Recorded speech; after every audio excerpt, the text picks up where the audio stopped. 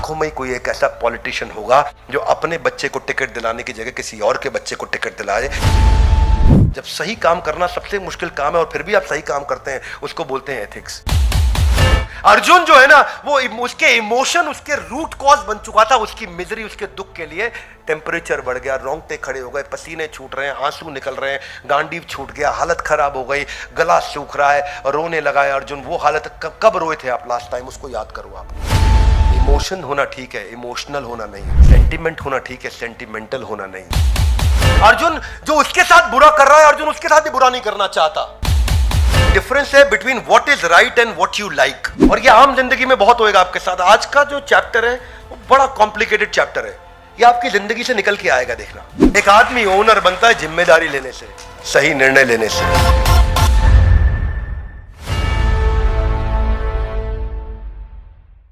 ग्रंथराज श्रीमद् भगवद गीता की आप सबका स्वागत है आज के नए एपिसोड में, जहां पे आज हम पहले अध्याय का 28वां श्लोक ले रहे हैं। और अब जैसे जैसे आगे बढ़ता जा रहा है, पूरा अध्याय बाकी का लगभग अर्जुन ने बोला है। और अर्जुन यहां विचलित है। और पहले अध्याय के 28वें श्लोक में और उसके बाद 29वें श्लोक में अर्जुन का इमोशन आपको समझ में आएगा। भगवद गीता का पहला अध्याय primarily being led by Arjun. तो पहले हम श्लोक पढ़ते हैं। पहले अध्याय का 28वां श्लोक मेरे पीछे दोहराइए। दृष्ट्वा में इमं स्वजनम कृष्णा युयुत्सम समुपस्थितम सीदन्ति मां गात्रहाणि मुखम च परिशुष्यति। तो पहले ऐसे समझते हैं कि कह रहे हैं दृष्ट्वा। दृष्ट्वा का अर्थ क्या हुआ? देख रहा हूं। इमं स्वजनम कृष्णा, हाथ आगे लाइए, ऐसा देख रहा हूं। इमं, इन सबको। स्वजनम, ये मेरे ही जन है। स्वजन यानी कि मेरे अपने स्वयं के जन है, ये मेरे ही अपने दोस्त हैं, रिश्तेदार। इनके साथ बचपन में गिल्ली डंडा कंचे सब खेला मैं, वही सामने मेरे अगेंस्ट खड़े हुए हैं। युयुत्सम, युद्ध करने आए हैं। समुपस्थितम, सारे के सारे उपस्थित हो गए हैं। सीदंती माम गात्राणि, अरे अरे अरे, शरीर कांप रहा है मेरा। मुखम च परिशुष्यति, मेरा गला भी सूख रहा है इनको देख के। अर्जुन टेंशन में आ गए उनको देख के। हाँ, क्या कह रहे हैं कि दृष्टवा में, मैं देख रहा हूं उन्हें, स्वजन मेरे ही अपने लोग आ गए हैं। तो अर्जुन घबरा गए हैं और इतना टेंशन में आ गए। My dear Krishna, seeing my friends and relatives present before me in such a fighting spirit, I feel the limbs of my body are quivering. कांप रहा है मेरा शरीर, थर थर कांप रहा है। बचपन में मुझको याद है, जब होमवर्क करके नहीं आते, टीचर डंडा लेके जब आता था ना, वो देखेगा तो ऐसा बचपन में उल्टे हाथ पे टीचर मारता था, तो ना उस समय शरीर कांपता था, वो याद आता है। इतना घबराहट होता था। और कुछ टीचर के लिए तो सोचते थे भगवान आज एब्सेंट हो जाए, ये ना आ जाए किसी तरीके से इसके घर में।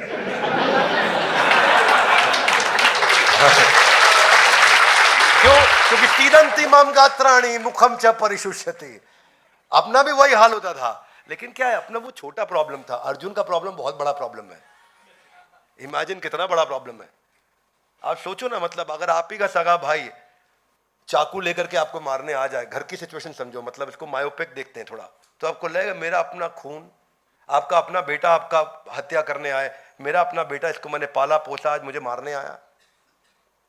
कितना हर्ट होएगा आपको। इमेजिन अर्जुन का फीलिंग समझो। थोड़ा कंफर्टेबल एटमॉस्फेयर था वहां, लाउडली यस नो? कंफर्टेबल था। एयर कंडीशन ऑडिटोरियम में बैठे थे, east of Kailash ISKCON temple के ऑडिटोरियम में बैठे थे। युद्ध का माहौल था, टेंशन का माहौल था। और जो कृष्ण को देखो चुपचाप सुन रहे हैं अर्जुन को। अर्जुन बोले जा रहे हैं, कृष्ण सुने जा रहे हैं। कृष्ण भी डांट लगा सकते थे, चुप अर्जुन, क्या बेकार की बात कर, अभी युद्ध का टाइम है, लड़ ले, शाम को आपस में कमरे में चर्चा कर लेंगे यार। कृष्ण ऐसा बोले? कृष्ण सुनते रहे। बहरहाल अर्जुन अभी बोल रहे हैं। तो जो अर्जुन की हालत थी ना, उसको समझते हैं। पहले 29वें श्लोक को भी एक साथ ले लेते हैं, तो दोनों श्लोक को हम समझते हैं, ताकि, क्योंकि दोनों का एक ही सिमिलर मैसेज है। तो आज के इस वीडियो में दो श्लोक एक साथ लेंगे। अगला श्लोक मेरे पीछे बोलिए।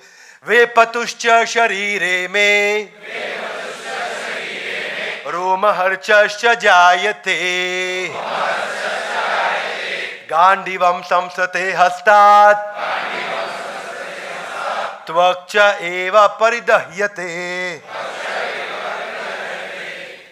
वे पतुश्च शरीर, मेरे शरीर में देखो, मेरे शरीर में वे पतुष, ट्रेम्बलिंग कांप रहा है ऐसा, रोम हर्चश्च जायते, रोम, रोम समझते हैं, रोम रोम खड़े हो गए, रोंगटे, वो कह रहे मेरे रोंगटे खड़े हो गए हैं, रोम हर्चश्च जायते, गांडीवम स्रंसते हस्तात्, गांडीव सबसे पावरफुल चीज जो अर्जुन के हाथ में थी, कह रहे वो भी खिसक गई, जो ताकत देती थी अर्जुन को, गांडीव, गांडीवधारी अर्जुन, उस गांडीव के बल पे एम्बीडेक्स्ट्रस थे अर्जुन। एम्बीडेक्स्ट्रस कौन होता है?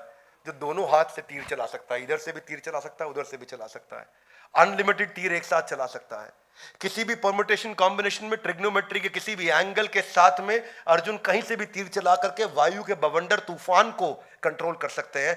गांडीव जो उनको दिया गया था, जिसके कारण वो इनविंसिबल हो चुके थे, वो गांडीव उनके हाथ में नहीं रुक रहा इस समय।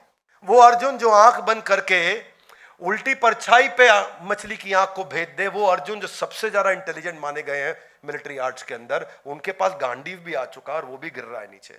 यानी कि आपके पास, आप ऐसे सोचो कि आपके पास सबसे बड़ी जो पावर है, आपके पास सबसे बड़ा समझो जो स्ट्रेंथ है, चाहे वो आपका धन है, आपके हाथ में नोटों से भरा बैग है, तो आप उसको आग में डाल देंगे जलाने, ये भी मेरे काम का नहीं रहा। अब तो गांडीव छोड़ दिया उन्होंने। और क्या कहते हैं?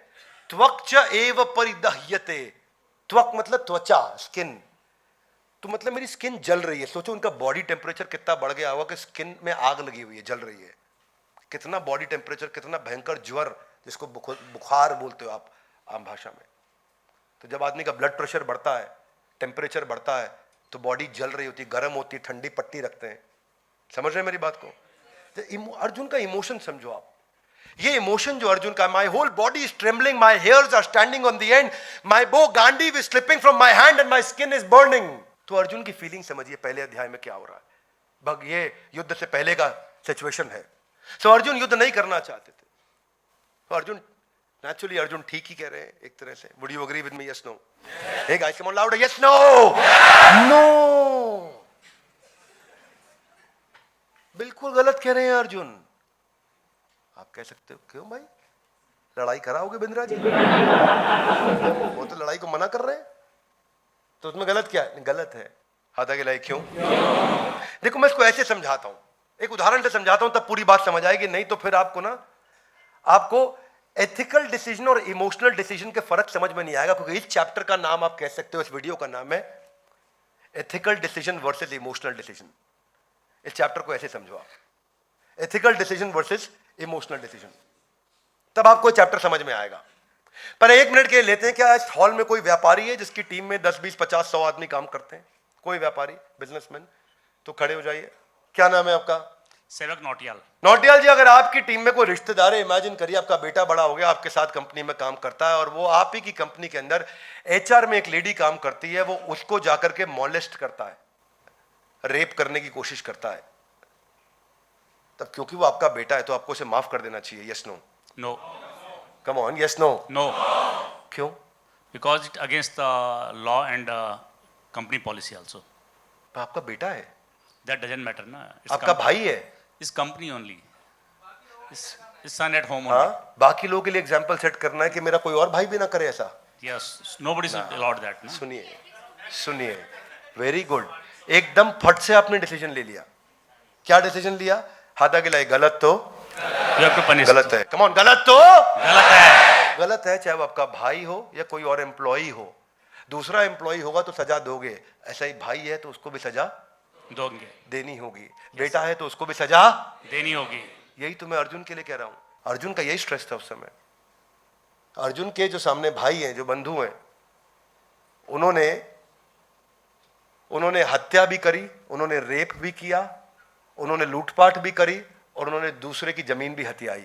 उन्होंने सारे पाप किए। मैं तो यहाँ केवल मॉलेस्टेशन की बात कर रहा हूं। उन्होंने उनकी खुद की धर्म पत्नी का भी बलात्कार किया। क्या मेरी बात समझ आ रही है? yes. तो जब सामने गलत तो गलत है, कम ऑन, गलत तो गलत है। लेकिन यहां अर्जुन को एथिकल डिसीजन लेने की जगह इमोशनल डिसीजन ले रहे हैं। अर्जुन जो उस समय ना इमोशनली तो ठीक बोल रहे हैं, देखने में अच्छा लगता है, मॉरल लग रहा है, बड़ा अच्छी बात कर रहा है, क्योंकि अर्जुन कंपैशनेट है। और कंपैशन और इमोशन के चलते हम सही डिसीजन लेना भूल जाते हैं। भगवत गीता आपको वो शक्ति देता है कि आप इंटेलेक्चुअल बैंडविड्थ को बड़ा कर पाते हो आप अपने लॉजिकल और इमोशनल राइट ब्रेन और लेफ्ट ब्रेन में सामंजस्य बिठा पाते हो। अर्जुन जो उसके साथ बुरा कर रहा है, अर्जुन उसके साथ भी बुरा नहीं करना चाहता, पर जब जो किया जाना चाहिए वो किया जाना चाहिए। अगर किसी ने आपके ऑफिस के अंदर किसी महिला को मॉलेस्ट किया है तो उसके खिलाफ आपको एक्शन लेना चाहिए। Yes no? ये नहीं कि मैं यहां माफ कर दूं, क्योंकि ये एक्सट्रीम डिसिप्लिनरी इशू है। ऐसे ही दुर्योधन सारे एक्सट्रीम डिसिप्लिनरी इश्यूज को सरपास कर चुके थे। क्या मांगा था? 5 गांव तो मांगे थे। दुर्योधन सबसे बड़ा मूर्ख व्यक्ति था। दुर्योधन को तो और जरा दे देना चाहिए था उनको। दुर्योधन को तो पार्टनर बनाना चाहिए था युधिष्ठिर को, क्योंकि युधिष्ठिर ईमानदार है, सबको मालूम है। और युधिष्ठिर इतने ईमानदार है तो उन्हें बोलते भाई तू बिजनेस चला, जो प्रॉफिट आएगा उसमें हिस्सा मैं ले लूंगा, मेरे को पहले ही पता तू ईमानदार है, तू मेरी हिस्से का 1 रुपया रखेगा नहीं, तो काम तू कर, मैं आराम करता हूं। लेकिन क्या दुर्योधन को पावर का इतना एडिक्शन था कि मैं उसके बिना रह नहीं सकता, मैं जिंदा नहीं रह सकता। और यहां पे वापस आता हूं मैं। बेसिकली डिफरेंस है between what is right and what you like. और ये आम जिंदगी में बहुत होएगा आपके साथ। आज का जो चैप्टर है वो बड़ा कॉम्प्लिकेटेड चैप्टर है, ये आपकी जिंदगी से निकल के आएगा, देखना। भगवत गीता का आज जो हम श्लोक ले रहे हैं ये आपकी जिंदगी में बहुत बार रोज होंगी ये घटनाएं। ये कंपैशन वर्सेस कंप्लायंस का डिफरेंस है कि कंप्लायंस मतलब ये नियम कानून ये होने चाहिए, कायदे कानून ये है, लेकिन कंपैशन मेरी करुणा है। फेवरेटिज्म वर्सेस मेरिटोक्रेसी, ये उसके बीच में डिफरेंस है। Everybody, come on. It is okay to have emotions. Hey, ladies, more for you. It is okay to have emotions, but it's wrong to become emotional. It is okay to have sentiments, but it's wrong to become sentimental. Emotion होना ठीक है, emotional होना नहीं। Sentiment होना ठीक है, sentimental होना नहीं। क्या मेरी बात समझ आ रही है? अर्जुन जो है ना, वो उसके इमोशन उसके रूट कॉज बन चुका था, उसकी मिजरी, उसके दुख के लिए। टेम्परेचर बढ़ गया, रोंगटे खड़े हो गए, पसीने छूट रहे हैं, आंसू निकल रहे हैं, गांडीव छूट गया, हालत खराब हो गई, गला सूख रहा है, रोने लगा है अर्जुन। वो हालत कब रोए थे आप लास्ट टाइम, उसको याद करो आप। वो एक्सट्रीम मिजरी में इस समय अर्जुन, क्योंकि अर्जुन जानता था कि दुर्योधन को पैसा चाहिए बिना काम किए, which is called wealth without work. Arjun जानता था कि दुर्योधन बिल्ड करना चाहता है कॉमर्स विदाउट मोरालिटी, यानी कि बिजनेस जिसमें ईमानदारी ना हो। अर्जुन जानता था कि दुर्योधन चाहता है पॉलिटिक्स विदाउट प्रिंसिपल, राजनीति जिसमें कोई सिद्धांत ना हो। अर्जुन जानता था कि दुर्योधन सारे गलत काम कर रहा है, पर अर्जुन की सिचुएशन आसान नहीं थी, इतनी आसान नहीं। अभी मेरे को आपको समझने में आसान लग रही है। आप कुछ कंडीशंस को सोचो, कुछ सिचुएशंस को समझो। वो पुलिस वाला जिसकी पत्नी बहुत बीमार है और हो सकता है मर जाए अगर वो उसका ध्यान ना रखे, लेकिन उसको अगर फोन आ जाए कि फट से आप इस सिचुएशन हो गई है, यहां पहुंच जाओ नहीं क्योंकि 10 लोगों की जिंदगी खतरे में है, उसके लिए कितना मुश्किल होगा कि अपनी पत्नी को संभाले जो मर सकती है, या उन 10 लोगों की जिंदगी बचाने जाए क्योंकि वो भी मर सकते हैं। वो इनमें से क्या डिसीजन ले, उसके लिए बहुत डिफिकल्ट होगा। उतना ही डिफिकल्ट अर्जुन के लिए था। एक हार्ट सर्जन जो अपनी बेटी का कन्यादान कर रहा हो और उसको फोन आ जाए, कन्यादान करते वक्त यहां सबके सब बैठे हैं, कन्यादान के बीच में है, और फोन आ जाए कि किसी पेशेंट की जिंदगी खतरे में है, आप जाके उसको बचाइए। उसके लिए कितना मुश्किल होगा कि अब ये कन्यादान छोड़े अपनी बेटी का या उस पेशेंट को बचाने जाए। ऐसे ही मुश्किल अर्जुन के लिए था। एक इंश्योरेंस एजेंट जिसका पूरा घर ऋण में पड़ा हुआ है, उसमें घर में इतना कर्जा है, मां बीमार है, उसको पैसा तुरंत चाहिए, वो थोड़ी सी गड़बड़ पॉलिसी बेचेगा, उसको जो कमीशन आएगी उससे अपने घर को चला लेगा। अब उसके लिए कितना मुश्किल है कि मैं इसकी काम की पॉलिसी बेचूंगा तो मेरा घर मर जाएगा, और इसको थोड़ी सी गड़बड़ पॉलिसी बेचूंगा तो मेरा घर चल जाएगा। इसको लूटूं या अपने को बचाऊं, इसको बचाऊं या अपने को लुटवाऊं। आसान नहीं है एथिकल होना हमेशा। एथिकल और इमोशनल डिसीजन, ये चैप्टर थोड़ा डिफरेंट है। इसमें आपको लाखों में कोई एक टीचर ऐसा होगा जिसका बच्चा जब नहीं पढ़ रहा हो ठीक तो अपने हाथ से अपने बच्चे को फेल कर देगा। लाखों में कोई ऐसा वाइस चांसलर या चांसलर होगा जो अपने बच्चे के नंबर कम आने पर अपनी ही यूनिवर्सिटी में उसको एडमिशन देने से मना कर देगा। लाखों में कोई ऐसा जज होगा जो अपने बेटे की गलती पे उसको मौत की सजा दे के सुना के पेन को तोड़ देगा, कोई जज नहीं करेगा। लाखों में कोई पुलिस वाला ऐसा होगा जो अपने बेटे की गलती पे अपने बेटे के खिलाफ FIR लिख देगा। अर्जुन के लिए सिचुएशन आसान नहीं थी। लाखों में कोई ऐसा डॉक्टर होगा जो अपने बेटे का ऑपरेशन छोड़ के किसी और अर्जेंट ऑपरेशन को देखने के लिए चला जाएगा। लाखों में कोई ऐसा निर्माता निर्देशक होगा जो अपने बच्चे को लॉन्च करने के लिए की बजाय किसी और के बच्चे को लॉन्च करने चला जाए। लाखों में कोई एक ऐसा पॉलिटिशियन होगा जो अपने बच्चे को टिकट दिलाने की जगह किसी और के बच्चे को टिकट दिलाए। इनके उल्टे उदाहरण तो बहुत मिलेंगे, पर ऐसे उदाहरण, क्योंकि ये नेचुरल है कि आप इमोशन को एथिक्स के ऊपर चूज करते हो, क्योंकि जो आपको अच्छा लगता है या जो सही है उसमें क्या चूज करना है। एक टैक्सी ड्राइवर, आपको पता है यहां से आपको दफ्तर जाने के रोज 500 रुपए लगते हैं, वो एक दिन आपसे 300 मांगता है, आपको मालूम है ये गलती से कम मांग रहा है, तो क्या आप उसको 200 एक्स्ट्रा दोगे? मुश्किल होता है ये डिसीजन। एक रेस्टोरेंट में आपने 5 डिश ऑर्डर करी और गलती से उसने 3 का बिल भेज दिया। अब आप क्या बोलोगे कि उसको कि नहीं 5 का बिल दूंगा मैं, क्योंकि मैं तो 5 ऑर्डर किया। कि लाइफ इंश्योरेंस एजेंट वो जानता है मेरा भाई ये टर्मिनली इल है, ये मरेगा, इसको कोई पॉलिसी नहीं देगा, लेकिन उसकी झूठी पॉलिसी बनवाता है। आपका बेस्ट फ्रेंड आपसे एक फेवर मांगता है कि तेरी कंपनी की सीक्रेट मुझको दे दे, तू मेरा दोस्त 20 साल से है और इस कंपनी में केवल 2 साल से है। अब आप फ्रेंड के लिए करोगे या कंपनी के लिए एथिक्स को प्रैक्टिस करोगे? एक ऐसे पिता जिनका सर्वाइवल पॉसिबल नहीं है और आप कर्जे में हैं, और डॉक्टर कहता है कि आप इनका लाइफ सपोर्ट सिस्टम हटा लो, आपका कर्जा बच जाएगा। क्या किया जाए? कर्जे को बढ़ाऊं या उस पिता को चलाते रहूं जिन्होंने कभी ठीक नहीं होना है? एक ऐसा हस्बैंड जिसको अभी हार्ट ट्रांसप्लांट की जरूरत है और उसकी पत्नी के पास पैसा नहीं, उसको लाखों रुपया चाहिए उसका हार्ट ट्रांसप्लांट करने के लिए, और उसका बॉस उसको बोलता है एक रात के लिए मेरे साथ सो जा, मैं तुझे पैसे दे दूंगा। वो क्या करे? अपने हस्बैंड को मरने दे या उनके पास जाए और एक रात वहां सो जाए और फिर अपने हस्बैंड को बचाए? ये डिसीजन टफ होते हैं। क्या मेरी बात समझ आ रही है? स्नो हाँ, एक दोस्त आपका किसी को एक्सीडेंट में मार आता है और आपको अगले दिन पता चलता है कि किसी और को पकड़ लिया गया हत्या के आरोप में, क्योंकि जिस आदमी को ये मार के आया उसकी डेथ हो गई। आपके दोस्त को नहीं, उसको पकड़ा गया है। तो आप सच बोलोगे या रुक जाओगे? बहुत सारी कंडीशंस, ऐसी टफ सिचुएशन। आपके पिता हॉस्पिटलाइज्ड है, उनकी एक इंश्योरेंस पॉलिसी है, इमेजिन करिए, और पिता ठीक नहीं हो रहे हैं, रिकवर नहीं कर रहे, रिकवर करना मुश्किल हो रहा है, पर उनकी एक 10 करोड़ की पॉलिसी है जो आज रात 12 बजे के बाद लैप्स कर जाएगी। लाइफ इंश्योरेंस पॉलिसी है, आज रात 12 बजे से पहले वो मर गए तो 10 करोड़ आपको मिल जाएंगे। आप अपना करियर बचा सकते हो, या आप उनको बचाने में लग गए और रात को 12 पार कर गया तो वो 10 करोड़ हाथ से निकल गए। अब क्या करोगे? 10 करोड़ लोगे या पिता को बचाओगे?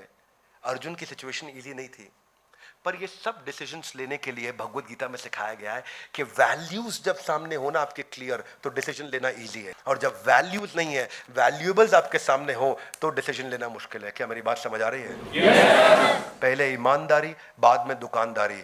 जब भगवत गीता पढ़ लेगा व्यक्ति तो उसको कोई हरा नहीं सकता दुनिया में। मोरालिटी स्ट्रैटेजी नहीं है, इंटेग्रिटी सिचुएशनल नहीं है कि मैं ईमानदारी को सिचुएशन के हिसाब से यूज करूं, स्ट्रैटेजी के हिसाब से यूज करूं, अपने फायदे के लिए ईमानदारी का इस्तेमाल करूं। It is better to deserve an honour and not receive it, rather than receiving the badge of honour without deserving it. So मैं ये कहना चाहता हूं कि देखिए, एथिक्स को लोग प्रैक्टिस करते हैं, लेकिन तभी प्रैक्टिस करते हैं जब वो आसान होता है।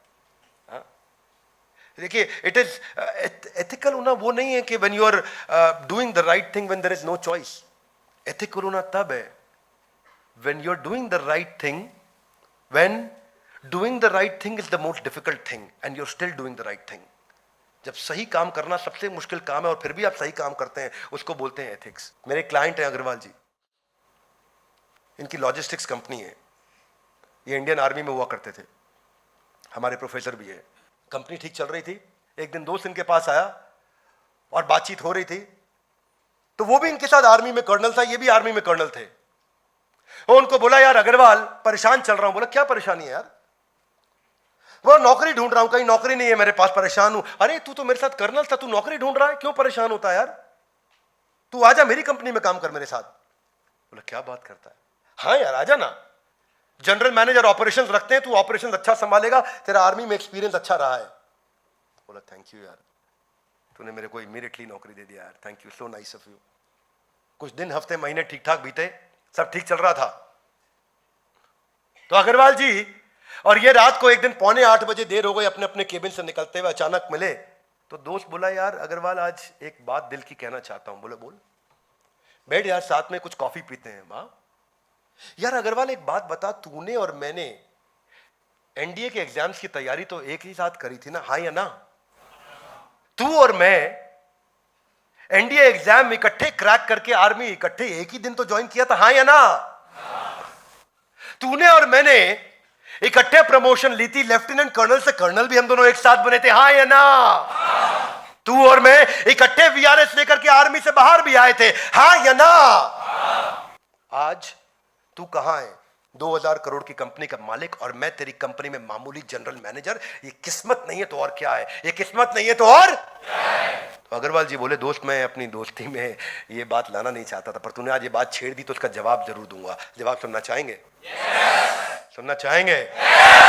अग्रवाल जी बोले, याद कर वो रात को 2 बजे मैंने तुझे जगाया और बोला, यार दोस्त वो बर्फबारी हो रही है और हम मशीन बिना तरपाल चढ़ाए खुली छोड़ करके आ गए हैं, तो उठ चलते हैं, जाकर के वो मशीन को तरपाल चढ़ा के कवर करके आते हैं, नहीं तो नुकसान होगा।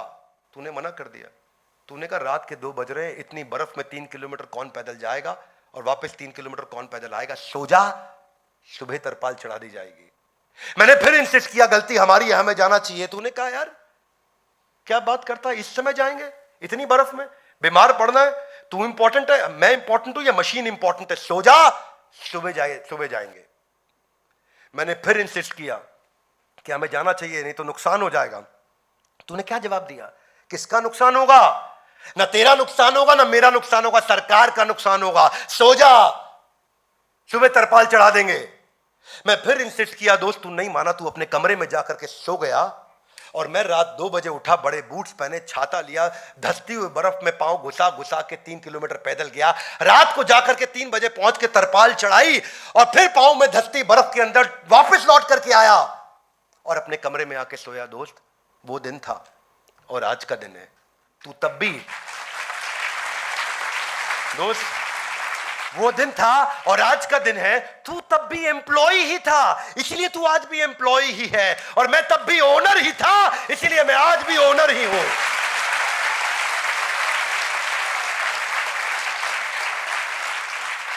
एक आदमी ओनर बनता है जिम्मेदारी लेने से, सही निर्णय लेने से। Are you with me loudly? Yes, no? इसको बोलते हैं emotional decision versus ethical decision. वो भगवत गीता आपको सिखा रही है। A person becomes good not when he does not do any bad, only when he actually does something good. गलत ना करना सही नहीं है, सही करना सही है। हाँ, ये इंटेग्रिटी जो होती है ना, ये सिंपल यस और नो है। अगर वैल्यूज आपकी ठीक है तो आपके पास या है या नहीं है। कैरेक्टर एक प्राइसलेस चीज है, इसमें कोई प्राइस नहीं है। आपको पता है वो एक फेमस एग्जांपल है, वो स्टील किंग हुआ करते थे अमेरिका के, Andrew Carnegie, the steel giant of USA. Andrew Carnegie बहुत बड़े अमेरिका के सबसे बड़े अरबपतियों में थे। तो एक दिन रात को एक पार्टी में थे किसी जगह, पर क्या उतना अखबार में चेहरा छपता नहीं था रोज के लोग पहचान पाए। तो वहां पे एक महिला से मिले जो बहुत अपनी तारीफ कर रही थी, बहुत ब्रैग कर रही थी। तो उसे बोला उन्होंने, हे ब्यूटीफुल लेडी। बोले यस। बोले मैं एक आपको ऑफर देना चाहता हूं, अगर आप आज की रात मेरे साथ बिताएं तो मैं आपको $1000 देना चाहूंगा। तो बोले पागल हो, तुम्हारा दिमाग खराब है, बदतमीज इंसान, तुम्हें कौन ले आया पार्टी में? बोले नहीं नहीं, आई एम सॉरी, मैं कह रहा था अगर आप आज की रात मेरे साथ बिताएं तो मैं आपको $10,000 देना चाहता हूं। 1000, 10,000, स्टूपिड, घटिया इंसान, कैसी बात करते हो तुम? जानते नहीं हो कौन हूं मैं? नहीं सॉरी, मैं एक्चुअली गलती से निकल गया मुंह से, ऐसी बात नहीं। मैं कह रहा था अगर आप आज की रात मेरे साथ बिताएं तो $1,00,000 देना चाहता हूं। What nonsense. उसने गाली देना शुरू किया, चिल्लाना शुरू किया। वो औरत बहुत गुस्से में आ गई। What are you talking? बोले नहीं, एक्चुअली मैं कह रहा था कि मुझसे गलती हो गई, मैं एंड्रयू कार्नेगी हूं, अगर आप मेरे साथ एक रात बिताएं तो मैं आपको $1 मिलियन देना चाहता हूं, किसी को पता नहीं चलेगा, बस मेरे और आपके बीच में है। तो मैडम बोली कि कैसे देंगे पेमेंट, कैश या चेक? जैसे ही आपने वैल्यूज को प्राइस टैग लगा दिया, वैल्यूज अपनी वैल्यू खो देते हैं। जैसे ही आपने मूल्यों और संस्कारों की कीमत लगा दी, उसकी कीमत वहीं समाप्त हो जाती है। और जब आपका स्ट्रांग वैल्यू सिस्टम हो तो डिसीजन मेकिंग जिंदगी में आसान हो जाती है। शीलम प्रधानम पुरुषे, महाभारत क्या कहता है कि कैरेक्टर सबसे इंपॉर्टेंट चीज है एक इंसान में। इसीलिए कितने भी व्यापारी आए गए, पर हमारे देश में रतन टाटा जी का सम्मान हमेशा बना रहेगा।